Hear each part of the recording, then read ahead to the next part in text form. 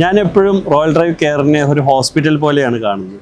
മനുഷ്യനെ പോലെ തന്നെ ഇതിൽ ഹെഡ്, ബോഡി, സോള് ഇങ്ങനെ ഒരു ഇൻ്റഗ്രേഷൻ ശരിക്കും കാറിലുണ്ട്. നമുക്ക് അപകടങ്ങൾ സംഭവിക്കുന്നു എന്നപോലെ തന്നെ വാഹനങ്ങൾക്ക് ആക്സിഡൻറ്റുകൾ സംഭവിക്കുന്നു. ആ ആക്സിഡൻറ്റ് വാഹനം ശരിക്കും റിപ്പയർ ചെയ്യുമ്പോൾ ശ്രദ്ധിക്കേണ്ട കുറച്ച് കാര്യങ്ങളുണ്ട്. പല വർക്ക്ഷോപ്പുകളിലും അത് അത്ര ഡീപ്പായിട്ട് ശ്രദ്ധിക്കാതെ പോകുന്നതുകൊണ്ട് 2 വർഷത്തിന് ശേഷമൊക്കെ വരുന്ന ബുദ്ധിമുട്ടുകളുണ്ട്. ബാലു, അതിനെ കുറിച്ചൊന്ന്. നമുക്ക് സർ ഈ പറഞ്ഞ മാതിരി ഏതൊരു കോമ്പോണന്റും എത്രത്തോളം നമ്മൾ ഇമ്പോർട്ടൻ്റ് ആണോ അതുപോലെ തന്നെ ബോഡി ഇമ്പോർട്ടൻ്റ് ആണ്. ഒട്ടുമിക്ക ലക്ഷറി കാർസിൻ്റെയും ബോഡി ഗാൽവനൈസ്ഡ് ആണ്.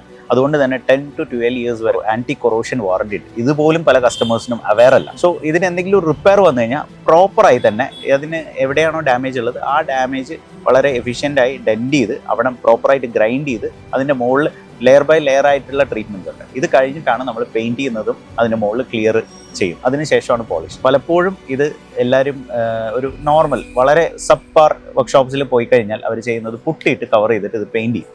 പക്ഷേ അവിടുത്തെ സ്കിൽഡ് ആയിട്ടുള്ള ഒരു പെയിൻറ്റർ ആണെന്നുണ്ടെങ്കിൽ ഇത് പുട്ടി ആണെന്ന് പോലും തിരിച്ചറിയാത്ത വിധത്തിൽ വളരെ ഫിനിഷ് ചെയ്ത് പെയിൻറ്റ് ചെയ്ത്. പക്ഷെ മറ്റെന്തെങ്കിലും ഒരു വർക്കിന് വേണ്ടി, ഒരു ബോഡി വർക്കിന് വേണ്ടി നമ്മൾ പലപ്പോഴും തൊടുമ്പോഴായിരിക്കും ഇത് പൊളിഞ്ഞു വരുന്ന ഒരു പ്രശ്നം, അല്ലെങ്കിൽ വേറെ എവിടെയെങ്കിലും വണ്ടി ഒന്ന് തട്ടുമ്പോഴായിരിക്കും ഇതിൻ്റെ ഒരു സിവിയാരിറ്റി മനസ്സിലാക്കുക. അപ്പോഴേക്കും തന്നെ നമുക്കത് ഹെൽപ്പ് ചെയ്യാൻ പറ്റാത്ത വിധത്തിലുള്ള ഡാമേജസ് വണ്ടിക്ക് സംഭവിച്ചു.